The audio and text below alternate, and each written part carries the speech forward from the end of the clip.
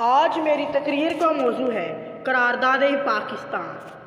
23 مارچ 1940 ایک ایسی قرارداد کی کہانی ہے جو مسلمانوں کے خون سے لکھی گئی۔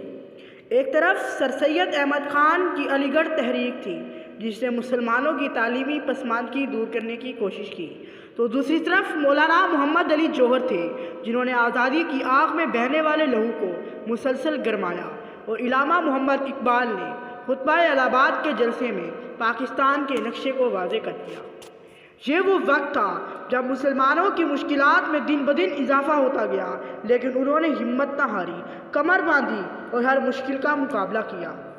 جب اپنا قافلہ عزم و یقین سے نکلے گا، جہاں سے چاہیں گے رستہ وہیں سے نکلے گا، وطن کی مٹی مجھے ایڑیاں رگڑنے دے، مجھے یقین ہے کہ چشمہ یہیں سے نکلے گا۔ پھر مسلمانوں کی مستقل مزاجی نے وہ دن بھی دکھایا جب شیر بنگال مولوی فضل الحق نے 1940 میں لاہور منٹو پارک کے جلسے میں قرارداد پاکستان پیش کی۔ اس کی تائید بڑے بڑے لیڈروں نے کی اور 7 برس کے قلیل عرصے میں کبھی نہ مٹنے والی مملکت پاکستان کا قیام ہوا۔ 23 مارچ 1940 لاہور کا وسیع میدان، جہاں 1 لاکھ مسلمانوں کے دل کی آہوں کا سمندر تھا، جن کے دل کی دھڑکنیں سمندر کی لہروں سے زیادہ جوش مار رہی تھیں، قائد اعظم محمد علی جناح آل انڈیا مسلم لیگ کے جلسے کی صدارت کر رہے تھے، اور اس دن علامہ اقبال کے خوابوں کو حقیقت کا روپ دھارنا تھا۔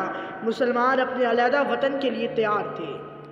ہزاروں پھول سے چہرے جھلس کے خاک ہوئے، بھری بہار میں اس طرح اپنا باغ جلا، ملی نہیں ہمیں عرض پاک تحفے میں، جو لاکھوں دیپ بجھے تو یہ چراغ جلا۔